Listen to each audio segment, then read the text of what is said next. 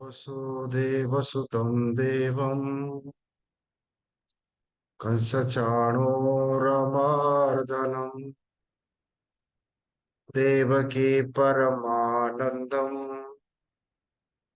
कृष्ण वन्दे जगद्गुरो। ॐ नमो भगवते वासुदेवाय। ॐ नमो भगवते वासुदेवाय। ॐ नमो भगवते वासुदेवाय। ॐ नमो भगवते वासुदेवाय। वासुदेवाय। वासुदेवाय।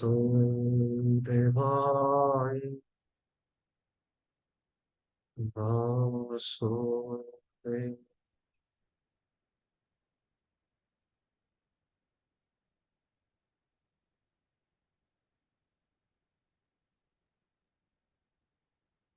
द्वितीय अध्याय को आम अध्ययन करुचे। द्वितीय अध्याय हूँ भगवत गीतार सार। भगवत गीता हूँ वेदर सार। वेद रे जहा कुहा जाइछि विस्तार भावरे सार भावरे कुहा जाइछि भगवत गीतार।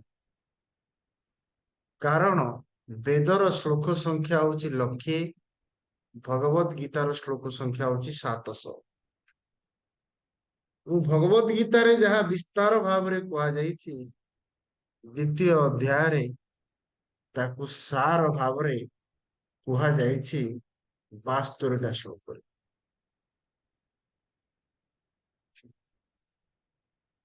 तेणु वेदरे कौन कुहा जाइछि एवं कौन कुहा जाइछि एवं जहार सार होउछि भगवत गीता। सर्व वेदार्थ सारभूतम इदम गीता शास्त्रम। भगवान भाष्यकार। तेणु आम आचार्य माने कहले वेदरे दुईटा कथा कुहा जाइछि। गोटा को कुहा जाए वेद भाषा रे पूर्व मीमांसा और उत्तर मीमांसा हूँ वेदर भाषा। गोटा को कुहा जाए कर्म कांड आउ गोटा को कुहा जाए ज्ञान कांड। कर्म कांड पाई वेदरे 96,000 श्लोक अछि। ज्ञान कांड पाई 4,000 श्लोक अछि जाको कुहागला उपनिषद। दीटा कहीं वेद को विद्वान माने दुई भागरे विभक्त कर। तेणु वेदरे ए दीटा जिनिस कुहा जाइछि। कौन ताले वेदरे कुहा जाइछि ना विद्वान माने देखिले दुनिया रे दुई प्रकार अधिकारी अछंती। तेणु दुई प्रकार अधिकारी मानक पई दुई प्रकार साधना कुहा जाइछि। दुई प्रकार साधक मानक पई दुई प्रकार साधना कुहा जाइछि। प्रथम किए ना किछि व्यक्ति अछंती सेमानंकर निष्पत्ति होउछि जे मु एवं मु जहा चाहूची ए दीटा जाक होउछि दीटा। मु एवं मु जहा चाहूची ए दीटा जाक होउछि दीटा। मु गरीब मु धनी हेबा पई चाहूची। मु अशिक्षित मु शिक्षित हेबा पई चाहूची। तेणु मु एवं मु जहा चाहूची या भिତରେ गोटे व्यवधान अछि। मु भुवनेश्वर अछि मु दिल्ली जीवा पई चाहूची। तेणु वेदरे कुहागला मु एवं मु जहा चाहूची जेतेबेले व्यवधान अछि सेतेबेले कुहागला डू एंड गेट। ताकू पाइबार उपाय होउछि कर्म। ताकू पाइबार उपाय होउछि कर्म।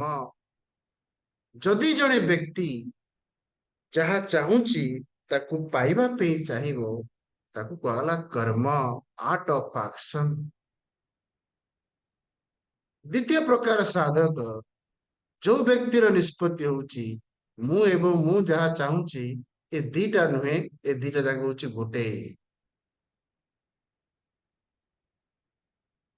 मु खुशी हेबा पे चाहूची एवं मु सुखर स्वरूप एकु जे जानुची ताकू कुहागला ज्ञान कांड। एकु ए पे जे अधिकारी तृतीय प्रकार अधिकारी भाई वेदरे दुई प्रकार साधना कुहा जायछि। वेद भाषा रे एकु कुहा जाय कर्मकांड आउ ज्ञान कांड। देखो स्टेप बाय स्टेप जाउछि। वेद भाषा रे एकु कुहा जाय कर्मकांड आउ ज्ञान कांड।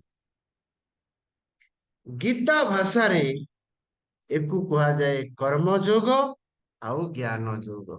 देखो भाषा होछि अलग किंतु लक्ष्य होछि ज्ञान योगेन सांख्यानाम कर्म योगेन योगिनाम तृतीय अध्याय 3 नंबर श्लोक।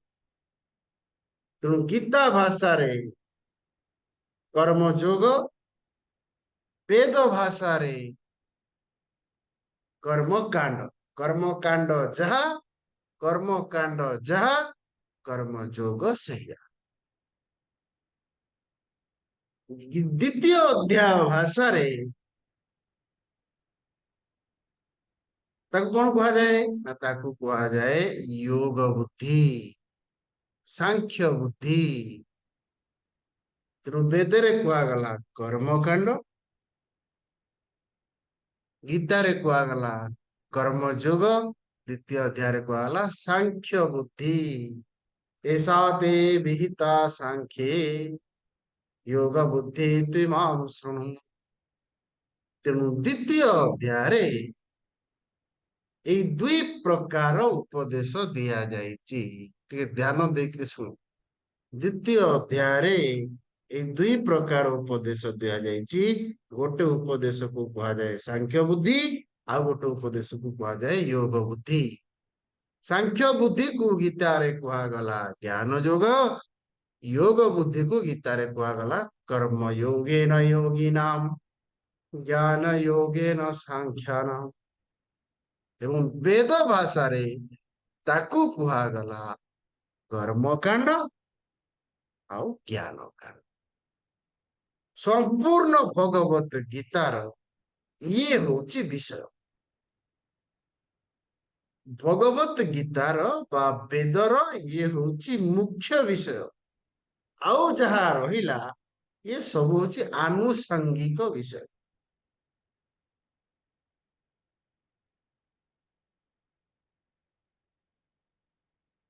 तेणु द्वितीय अध्याय को जदि आमे गोटे सहजरे मने रखिया पे चाहिबा जे द्वितीय अध्याय रे दुईटा कथा कुआ जायछि। द्वितीय अध्याय रे दुईटा कथा कुआ जायनि, भगवत गीता रे भी दुईटा कथा कुआ जायछि। भगवत गीता रे दुईटा कथा कुआ जायनि, वेद रे भी दुईटा कथा कुआ जायछि। खाली फरक होछि एतिकी एटे विस्तार भाव रे कुआ जायछि, एटे सार भाव रे कुआ जायछि।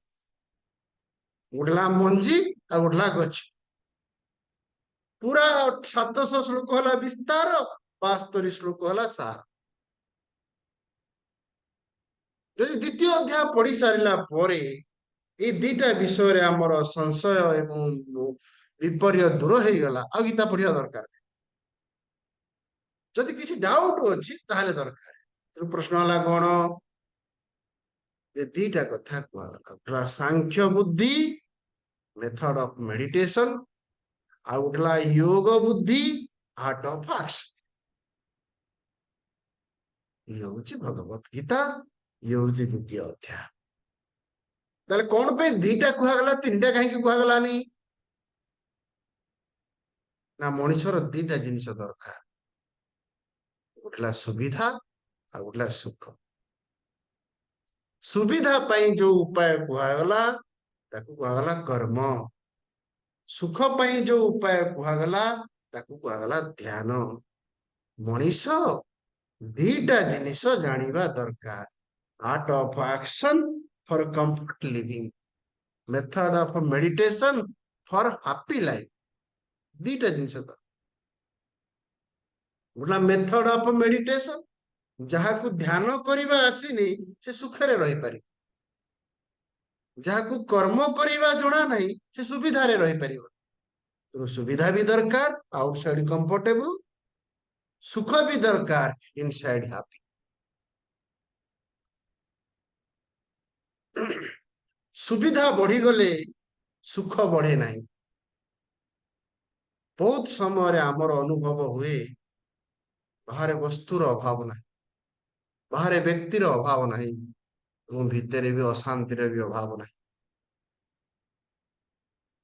कहीं कहीं ना हमको ध्यान करिवार कला जना नहीं हमको ध्यान करिवार कला जना नहीं तेणु द्वितीय अध्याय को आमे जदि बुझीबा द्वितीय अध्यायर विषय हैला दुई द्वितीय अध्यायर विषय हैला दुई कौन कौन दुईटा विषय गोटा कहला सांख्य बुद्धि आ गोटा कहला योग बुद्धि सांख्य बुद्धि आरंभ है 11 नंबर श्लोक रु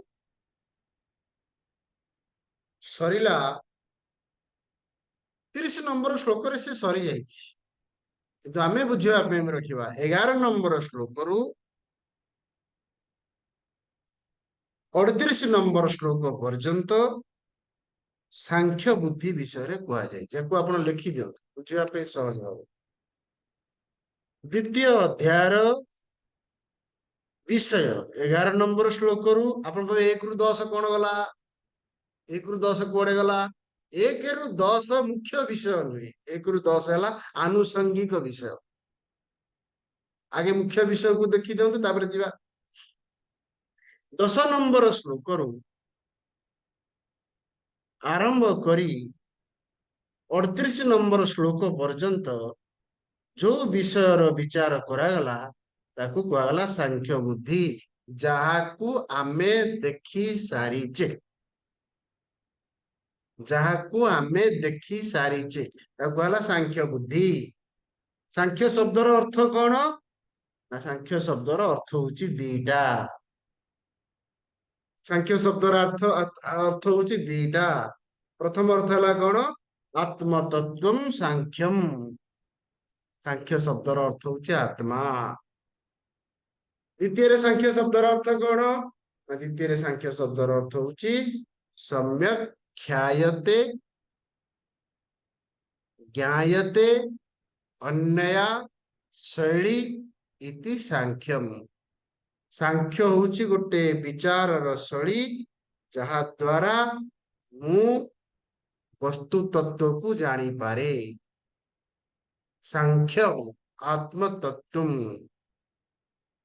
कौन से सांख्य कौन से विचार मुख्य श्लोक होची द्वितीय अध्याय 17 नंबर मु कहते अंडरलाइन करिया अविनाशी तो तद विद्धि एना सर्वमिदं ततम द्वितीय अध्याय 17 नंबर यूज इंपोर्टेंट श्लोक अविनाशी तो तद विद्धि know yourself you are beyond time अविनाशी माने बियॉन्ड टाइम अविनाशी तो तद विद्धि एना सर्वमिदं ततम एई परि भाबरे भगवान 17 अध्याय कहउछंती अविनाशी तो तद विद्धि एना सर्वमिदं ततम विनाशमव्ययस्य न कश्चित कर्तुमर्हसि कौन तार सांख्य तत्व ना सांख्य तत्व होची आत्म तत्व जे शरीर त्रयर विकार शिकार हुए शरीर त्रयर अभिमान हेले जाग्रत शरीर त्रयर अज्ञान हेले सुसुप्ति ये सांख्य विचार आम देखीचे तापरे 39 नंबर श्लोक रु आरंभ करी 53 नंबर श्लोक पर्यंत योग बुद्धि गला 11 रु 11 नु तो 10 11 नंबर श्लोक 11 नंबर श्लोक रु आरंभ करी 38 नंबर श्लोक पर्यंत सांख्य बुद्धि ब्रैकेट रे मेथड ऑफ मेडिटेशन 39 नंबर श्लोक रु आरंभ करी 53 नंबर श्लोक पर्यंत योग बुद्धि ब्रैकेट रे आर्ट ऑफ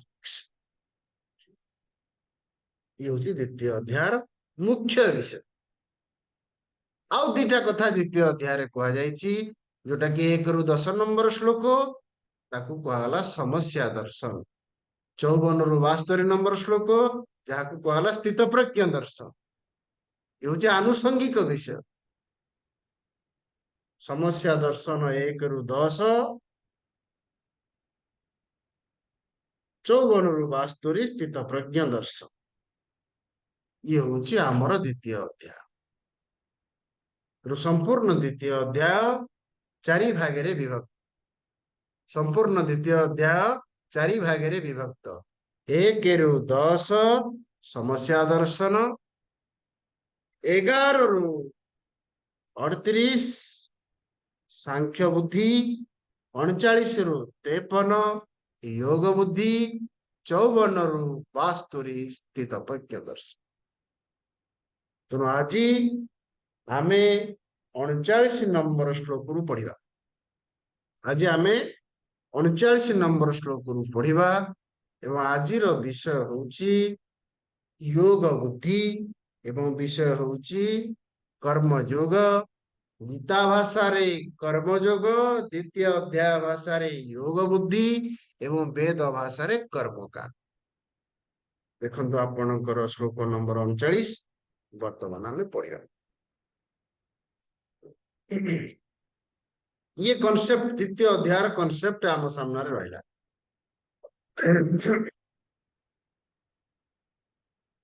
ओम श्री परमात्मने नमः अथ द्वितीयोऽध्यायः श्री भगवानुवाच एषा ते विहिता सांख्ये बुद्धियोगे त्विमां शृणु बुद्ध्या युक्तो यया पार्थ कर्मबन्धं प्रहास्यसि बुद्ध्या युक्तो यया पार्थ कर्मबन्धं प्रहास्यसि तेणु 39 नंबर श्लोक रे भगवान प्रतिज्ञा करुछ 39 नंबर श्लोक हूँ प्रतिज्ञा कौन भगवान कहते पार्थ हे अर्जुन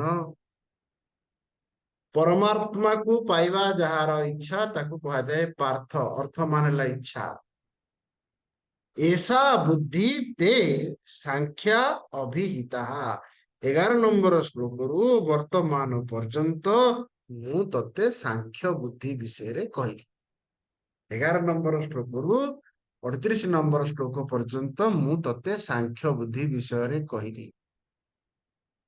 कौन सांख्य बुद्धि ना सम्यक ख्यायते इति सांख्य आम जीवन को जदि आमे देखिबा दीटा जिनिस आमे अनुभव करूचे गोटे होउची मु आ गोटे होउची मु नुहे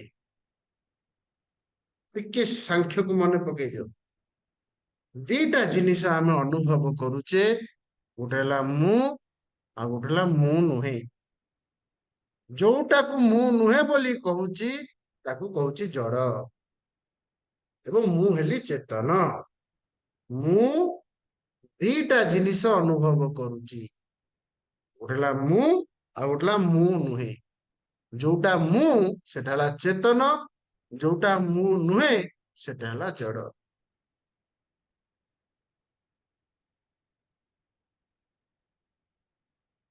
बेले बेले बेले बेले आमर अविवेक ज्ञान हो जाए जहाँ मु नुहे ताहाकु मु बोली भाविनी उदाहरण स्वरूप मो हाथ रे बहीटा अच्छी मो हाथ रे गीता बही अच्छी मो हाथ रे कागजटा अच्छी एटा मु नुहे किसी असुविधा नुहे एटा होची जड़ ତାପରେ ଆସି ମୋ ନଖଟା ବି ହଉଛି ଜଡ, କାରଣ ନଖଟା କାଟିଲେ ମତେ ଜଣା ପଡିପାରୁନି, କିନ୍ତୁ ଆଙ୍ଗୁଠିକୁ ଯେତେବେଳେ ମୁଁ ଚିମୁଟୁଛି, ଆଙ୍ଗୁଠିକି ଯେତେବେଳେ କାଟୁଛି, ସେତେବେଳେ ଜଣା ପଡୁଛି। ତେଣୁ ଆଙ୍ଗୁଠିଟାକୁ ମୁଁ ଚେତନ ବୋଲି ଭାବି ନଉଛି। ତେଣୁ ସାଂଖ୍ୟର ବିଚାର ହଉଛି, ଯେ ସାଂଖ୍ୟର ବିଚାର ହଉଛି ଜଡକୁ ତୁ ଜଡ ଭାବରେ ଜାଣେ, କି ଚେତନକୁ ତୁ ଚେତନ ଭାବରେ ଜାଣେ। ନୈବଂ ଶୋଚିତୁମ ମହତ୍, ତାହେଲେ ଜୀବନରେ ଦୁଃଖର ସ୍ଥାନ ନାହିଁ। ବ୍ୟକ୍ତି ସେତିକି ବେଳେ ଦୁଃଖ ପାଏ, ବ୍ୟକ୍ତି ସେତିକି ବେଳେ ଦୁଃଖ ପାଏ ଯେତେବେଳେ ସେ ଜଡଟାକୁ ଚେତନ ବୋଲି ଭାବେ ଏବଂ ଚେତନଟାକୁ ଜଡ ବୋଲି ଭାବେ। ଦେଖନ୍ତୁ, ମୋ ସାମ୍ନାରେ ଜଗତ ଅଛି, ସେ ହେଲା ଜଡ। ଶରୀର ଭିତରେ ମୁଁ ଅଛି, ମୁଁ ହେଲି ଚେତନ। ଏ ଶରୀରଟା ଜଡ ନା ଚେତନ? ଆଜ୍ଞା, ମୁଁ ହେଲି ଚେତନ, କିଛି ଅସୁବିଧା ନାହିଁ। ଜଗତ ହେଲା ଜଡ, କିଛି ଅସୁବିଧା ନାହିଁ। ଶରୀରଟା ଜଡ ନା ଚେତନ? ଶରୀରଟାକୁ ମୁଁ କୋଉଥିରେ ରଖିବି? ଜଡ ଜଗତରେ ନା ଚେତନ ଜୀବରେ? ଗୋଟେ ମିନିଟ ଭାବନ୍ତୁ। ଜଗତ ହଉଛି ଜଡ। କାହିଁକି? ଜଡ କାହାକୁ କୁହାଯାଏ? ଏ ସାଂଖ୍ୟ ବୁଦ୍ଧି ଚାଲିଛି, ଯୋଗ ବୁଦ୍ଧି ନୁହେଁ, ସାଂଖ୍ୟ ବୁଦ୍ଧି। ଜଡ ତାହାକୁ କୁହାଯାଏ ଯିଏ ନିଜକୁ ଜାଣେ ନାହିଁ କି ଅନ୍ୟକୁ ଜାଣେ ନାହିଁ, ତାକୁ ଜଡ କୁହାଯାଏ। ତେଣୁ ଜଗତ ହଉଛି ଜଡ। ହାତରେ ବହି ଅଛି, ହାତ ଜାଣି ନେଇ ମୁଁ ବହିକି ଧରିଛି, ବହି ଜାଣି ନେଇ ମୁଁ ହାତକୁ ଧରିଛି, ତେଣୁ ବହିଟା ହେଲା ଜଡ। ମୁଁ ହେଲି ଚେତନ, କାରଣ ମୁଁ ନିଜକୁ ଜାଣୁଛି। ଶରୀରଟା ଜଡ ନା ଚେତନ? ଟିକେ ଭାବନ୍ତୁ। ଯୁକ୍ତି କଣ କହୁଛି ଆଉ ଅନୁଭୂତି କଣ କହୁଛି? ଯୋଉ ଅନୁଭୂତି ପଛରେ ଯୁକ୍ତି ନଥିବ, ଯୋଉ ଯୁକ୍ତି ଅନୁସାରେ ଅନୁଭୂତି ହଉନଥିବ, ତାକୁ କୁହାଯାଏ ଭ୍ରାନ୍ତି। ଆମ ଯୁକ୍ତି ଆମକୁ କହୁଛି, ଆମ ଯୁକ୍ତି ଆମକୁ କହୁଛି ଶରୀର ହଉଛି ଜଡ। ଆମ ଅନୁଭୂତି ଆମକୁ କହୁଛି ଶରୀର ହଉଛି ଚେତନ। ଠିକ ନା ଭୁଲ ଆଜ୍ଞା? ଠିକ ନା ଭୁଲ ଆଜ୍ଞା? ଆପଣ ବୁଝିପାରୁଛନ୍ତି ନା ନାଇଁ ଆଜ୍ଞା? ଭଗବାନ ଭାଷ୍ୟକାର କହିଲେ ଏଇଥିପାଇଁ ତୁ ଦୁଃଖ ପାଉଛୁ। ଏ ଶରୀରଟା ହଉଛି ଜଡ। ଆଉ ଏ ଶରୀରଟା ପଥର ଭଳିଆ ନୁହେଁ। ଏ ଶରୀରଟା ପଥର ଭଳିଆ ନୁହେଁ। ଇଏ ହଉଛି ଗୋଟେ ପିଆଜ ଭଳିଆ, ତା ଭିତରେ ସ୍ତର ଅଛି, 3ଟା ସ୍ତର। ଶରୀର ପଥର ଭଳିଆ ଗୋଟେ ନୁହେଁ, ଶରୀରର 3ଟା ସ୍ତର ଅଛି। କେତେଟା ସ୍ତର ଅଛି? 3ଟା ସ୍ତର ଅଛି। ଏବଂ ସେ 3ଟା ଯାଙ୍କ ସ୍ତର ହଉଛି ଜଡ। ଏକୁ ତୁ ଜାଣିଦେଲୁ, ତାକୁ କୁହାଗଲା ସାଂଖ୍ୟ ବୁଦ୍ଧି। ଆଉ ଯଦି ତୁ ଜାଣିଦେଲୁ ନୈବଂ ପାପମ୍ ଅବାପ୍ସ୍ୟସି ନ ଶୋଚିତୁ ମହର୍ଷି, ତୋ ଜୀବନରେ ଦୁଃଖର ବିକାଶ ନାହିଁ, କି ତୋ ଜୀବନରେ ଦୁଃଖର ଅବକାଶ ନାହିଁ। ତାର ଅସୁବିଧା କଣ ହୁଏ? ନା ଯେତେବେଳେ ତୁ ସ୍ଥୂଳ ଶରୀର ସହିତ ଅଭିମାନ କରୁ, ତାକୁ ତୁ ମୋର ବୋଲି ଭାବୁ, ସେତେବେଳେ କର୍ମ ହୁଏ। ସୂକ୍ଷ୍ମ ଶରୀର ସହିତ ଅଭିମାନ ହେଲେ କାମନା ହୁଏ। କାରଣ ଶରୀର ସହିତ ଅଭିମାନ ହେଲେ ଅଜ୍ଞାନ ହୁଏ। ଏକୁ ଆପଣ ଟିକେ ଧ୍ୟାନ ଦେଇକିରି ବୁଝନ୍ତୁ। ସ୍ଥୂଳ ଶରୀରଟାକୁ ମୋର ଭାବିଲେ କର୍ମ ହେଲା, ସୂକ୍ଷ୍ମ ଶରୀରଟାକୁ ମୁଁ ଭାବିଲେ କାମନା ହେଲା। ଯେମିତି ଆପଣ ସ୍ୱପ୍ନକୁ ଯାଆନ୍ତି, ସ୍ଥୂଳ ଶରୀରକୁ ଛାଡି ଦିଅନ୍ତି, ତେଣୁ କର୍ମ ନଥାଏ ସ୍ୱପ୍ନରେ, କିନ୍ତୁ କାମନା ଥାଏ। କିନ୍ତୁ କାମନା ଥାଏ। ମୁଁ ଯାହା କହୁଛି ଟିକିଏ ଦୟାକରି ବୁଝନ୍ତୁ। କଣ? ନା ଜାଗ୍ରତ ସମୟରେ ଏଇ 3ଟା ଜିନିଷ ଅଛି। ଅବିଦ୍ୟା ଅଛି, କାମନା ଅଛି, କର୍ମ ଅଛି। କାହିଁକି?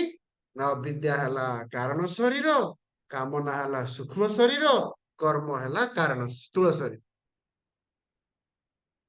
ଏ 3ଟା ଯାକ ଶରୀରକୁ ମୁଁ ବୋଲି ଭାବେ, ତେଣୁ ଅବିଦ୍ୟା ଅଛି, କାମନା ଅଛି, କର୍ମ ଅଛି। ଯେମିତି ସ୍ୱପ୍ନ ହୁଏ, ସେମିତି ସ୍ଥୂଳ ଶରୀରର ଅଭିମାନ ଚାଲିଯାଏ, କର୍ମ ଚାଲିଯାଏ, କିନ୍ତୁ କାମନା ଯାଏନି। ଯେମିତି ସୁଷୁପ୍ତି ହେଇଯାଏ କାମନା ପଳାଏ, ସୁଷୁପ୍ତିରେ କାମନା ନାହିଁ କି କର୍ମ ବି ନାହିଁ, କିନ୍ତୁ ଅବିଦ୍ୟା ଅଛି। ତେଣୁ ସାଂଖ୍ୟ ଶବ୍ଦର ଅର୍ଥ କଣ? ନା ଯେମିତି ସୁଷୁପ୍ତି ସମୟରେ ସ୍ଥୂଳ ଶରୀର ଅଛି, ସୂକ୍ଷ୍ମ ଶରୀର ଅଛି, ଅଭିମାନ ନାହିଁ, କାମନା ନାହିଁ କି କର୍ମ ନାହିଁ। ଯଦି ଜାଗ୍ରତ ସମୟରେ ମୋର କାମନା ଏବଂ କର୍ମର ନିବୃତ୍ତି ହେଇଗଲା, ଏ ତିନିଟା ଯାକ ଯଦି ନିବୃତ୍ତି ହେଇଗଲା ତାକୁ କୁହାଗଲା ମୁକ୍ତି। ଅବିଦ୍ୟା, କାମ, କର୍ମ, ନିବୃତ୍ତି, ମୁକ୍ତି। ଆଉ ଥରେ କହୁଛି, ଅବିଦ୍ୟା, କାମ, କର୍ମ, ନିବୃତ୍ତି, ମୁକ୍ତି। କେବଳ କାମ କର୍ମ ନିବୃତ୍ତି ସୁଷୁପ୍ତି, କେବଳ କାମ କର୍ମ ନିବୃତ୍ତି ସୁଷୁପ୍ତି। ତେଣୁ ସାଂଖ୍ୟ ବୁଦ୍ଧି କଣ? ଯାହା ପାଖରେ ତିନିଟା ଯାକ ନାହିଁ, ଅବିଦ୍ୟା ନାହିଁ, କାମନା ନାହିଁ, କର୍ମ ବି ନାହିଁ। ଅର୍ଜୁନ ଭଗବାନ କି ପ୍ରସାଦ, ଭଗବାନ ଇଜ ଇଟ୍ ପସିବଲ? এটা କଣ ସମ୍ଭବ? এটা କଣ ସମ୍ଭବ? ଭଗବାନ କହିଲେ ସ୍ଥିତ ପ୍ରଜ୍ଞ ଲକ୍ଷଣ ପ୍ରଜାହାତି ଯଦା କାମାନ୍ ସର୍ବାନ୍ ପାର୍ଥ ମନୋଗତା। ତିନିଟା ଜିନିଷ। ନମ୍ବର 1 ତୁଳ ଶରୀର ସହିତ ଅଭିମାନ କର୍ମ। ନମ୍ବର 2 ସୂକ୍ଷ୍ମ ଶରୀର ସହିତ ଅଭିମାନ କାମନା। ନମ୍ବର 3 କାରଣ ଶରୀର ସହିତ ଅଭିମାନ ଅଜ୍ଞାନୀ।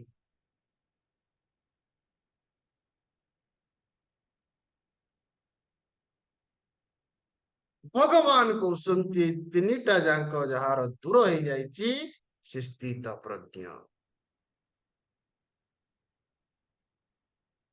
ସୁଷୁପ୍ତି ସମୟରେ ଦିଟା ଦୂର ହେଇଯାଏ, ଆଉ ଗୋଟେ ଯାଏନି। ତାହେଲେ ଯିବ କେମିତି? ତିନିଟା ଯାକ ଯିବ କେମିତି? ନା ଯିବ ସାଂଖ୍ୟ ବୁଦ୍ଧି ଦ୍ଵାରା। ନା ସାଂଖ୍ୟ ବୁଦ୍ଧି ହବ କେମିତି? ନା ହବ ଯୋଗ ବୁଦ୍ଧି ଦ୍ଵାରା। ତେଣୁ ଯୋଗ ବୁଦ୍ଧି ହଉଛି ଉପାୟ। ହେଲା, ଏ କନସେପ୍ଟ ଟିକେ ଡିଫିକଲ୍ଟ ହଉ ପଛେ ଆକ୍ସେପ୍ଟ। ସ୍ଥୂଳ ଶରୀର କର୍ମ, ସୂକ୍ଷ୍ମ ଶରୀର କାମନା, କାରଣ ଶରୀର ଅଜ୍ଞାନ। ତିନିଟା ଯାକକୁ ଯିଏ ଦୂର କରିଦିଏ ସେ ହେଲା ଜ୍ଞାନୀ। ଭଗବାନ କହୁଛନ୍ତି ତିନିଟା ଯାକ ଭିତକୁ ଯଦି ଦୂର କରିବାକୁ ପଡିବ, ପ୍ରଥମେ କୋଉଟାକୁ ଦୂର କରିବାକୁ ପଡିବ? ଅବିଦ୍ୟାର ଦୂର ଏତେ ସହଜ ନୁହେଁ, କର୍ମର ଦୂର ଏତେ ସହଜ ନୁହେଁ। ସେ ମଝିଟାକୁ ଟିକେ ଦୂର କରିବା ପାଇଁ ଚେଷ୍ଟା କର, ଯାହା ହଉଛି କାମନା। ଯାହା ହଉଛି କାମନା। କାରଣ ଅବିଦ୍ୟା ଦୂର ହେଇପାରିବନି, କର୍ମ ବି ଦୂର ହବା ଏତେ ସହଜ ନୁହେଁ। ଦୂର ହବ କୋଉଟା? ନା କାମନା। କେମିତି ଦୂର ହବ ମୁଁ ବର୍ତ୍ତମାନ ସେଇ ବିଷୟରେ କହିବି। ଏଷା ତେ ବିହିତା ସାଂଖ୍ये ବୁଦ୍ଧି ଯୋଗ ତ୍ୱମାଂ ଶୃଣୁ। ମୁଁ ବର୍ତ୍ତମାନ ତତେ ସେ ବିଷୟରେ ଡିଟେଲ୍ସ କହିବି, ସିଷ୍ଟମେଟିକାଲି ଭାବରେ କହିବି ଏବଂ ତୁ ତାକୁ ଶୁଣୁ। ଆଉ ଗୋଟେ ମହତ୍ୱପୂର୍ଣ୍ଣ କଥା ଭଗବାନ କହିଲେ, ଅର୍ଜୁନ ଗୋଟେ ହେଲା ଯୋଗ ବୁଦ୍ଧି ଆଉ ଗୋଟେ ହେଲା ସାଂଖ୍ୟ ବୁଦ୍ଧି। ଏ ବିକଳ୍ପ ନୁହେଁ। ଆଜ୍ଞା ଆପଣ ଚାହା ପିଇବେ ନା କଫି ପିଇବେ? ଆଜି ରୁଟି ହବ ନା ଭାତ ହବ? ଏଟା ହେଲା ବିକଳ୍ପ। ଭଗବାନ କହୁଛନ୍ତି ଏଟା ବିକଳ୍ପ ନୁହେଁ। ବିକଳ୍ପ ମାନେ ଗୋଟାକୁ ଛାଡିକିରି ଯେତେବେଳେ ଆଉ ଗୋଟାକୁ ମୁଁ ଗ୍ରହଣ କରେ ତାକୁ କୁହାଗଲା ବିକଳ୍ପ। ମୁଁ ଭୁବନେଶ୍ୱରରୁ ଦିଲ୍ଲୀ ଯିବି, ଟ୍ରେନରେ ଯିବି ନା ଫ୍ଲାଇଟ ରେ ଯିବି? ତେଣୁ ଟ୍ରେନର ବିକଳ୍ପ ହେଲା ଫ୍ଲାଇଟ। ଭଗବାନ କହୁଛନ୍ତି ସାଂଖ୍ୟ ବୁଦ୍ଧିର ବିକଳ୍ପ ଯୋଗ ବୁଦ୍ଧି ନୁହେଁ। ଯୋଗ ବୁଦ୍ଧିର ବିକଳ୍ପ ସାଂଖ୍ୟ ବୁଦ୍ଧି ନୁହେଁ। ତାହେଲେ ଏ ଦିଟା ଯାକ ଭିତରେ ସମ୍ପର୍କ କଣ? ନା ସଂକଳ୍ପ ହଉଛି ପାୟ ଏବଂ ଉପେୟ।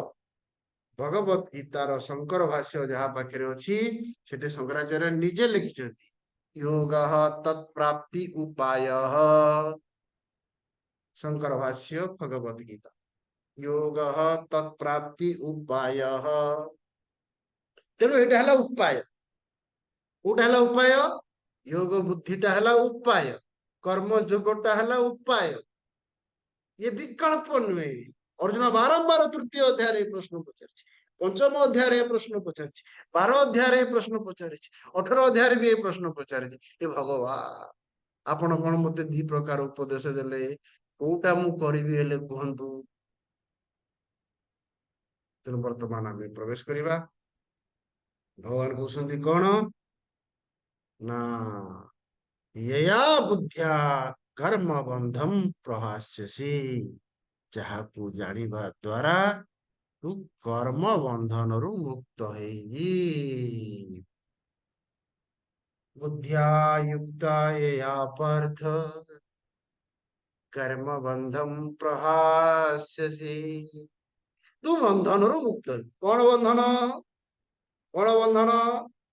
तीन टा जिनिस को बंधन कहुए। अविद्या काम कर्म। अविद्या काम कर्म। शिशु पशु पक्षी तांगर अविद्या अच्छी, कामना नहीं कि कर्म नहीं, तांगर केवल गोटे जिनिस अच्छी।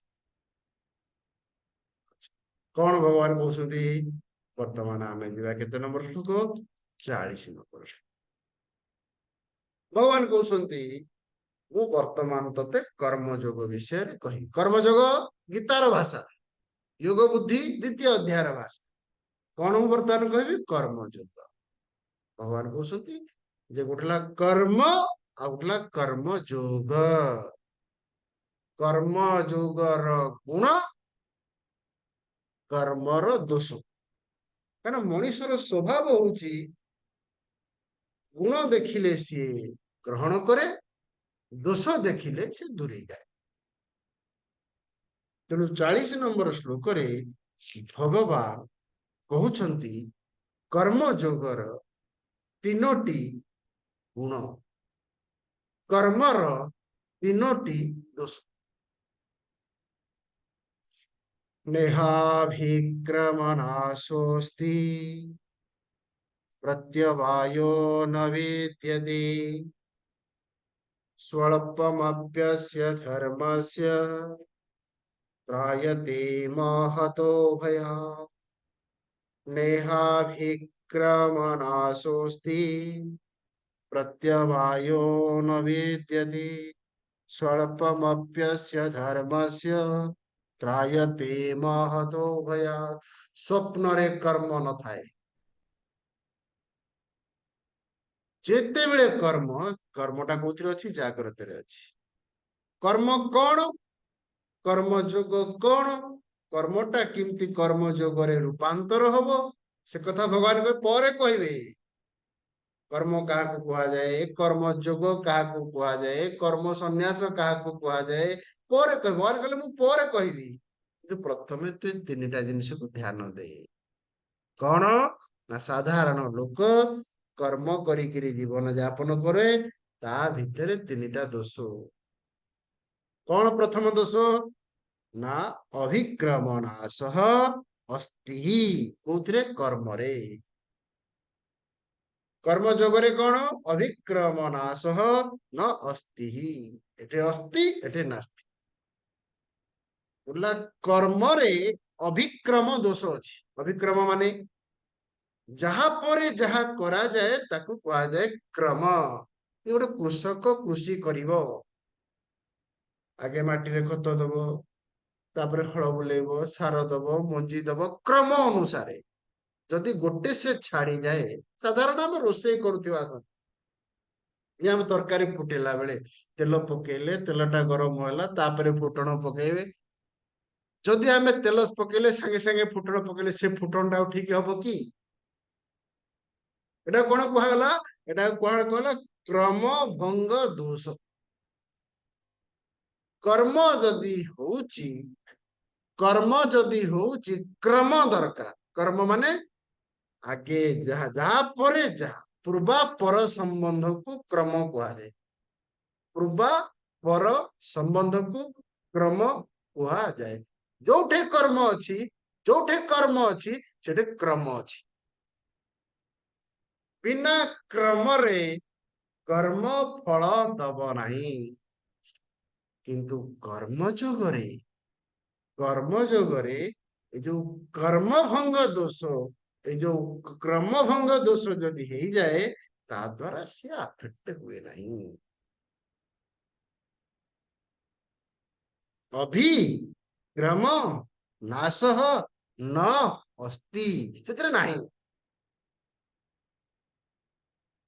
ये ହେଲା ଗୋଟିଏ दोष दोष କାହାର कर्मर गुण କାହାର कर्म जोगर तापर आउ दिटा भगवान कहउछथि उला अभिक्रम दोष आ उठला प्रत्यवाय दोष कौन से विषय रे हमें आसंता किंतु ये होची कॉन्सेप्ट क्लैरिटी वेदर सार भगवत गीता भगवत गीतार सार द्वितीय अध्याय एवं द्वितीय अध्यायर सार होची method of meditation and art of action सुखेरे रहिबा पई ध्यान सुविधारे रहिबा पई कर्म कर्म करिबा सुविधारे रहिबा ध्यान करिबा सुखेरे रहिबा पुଣି କାଲି ପଢିବା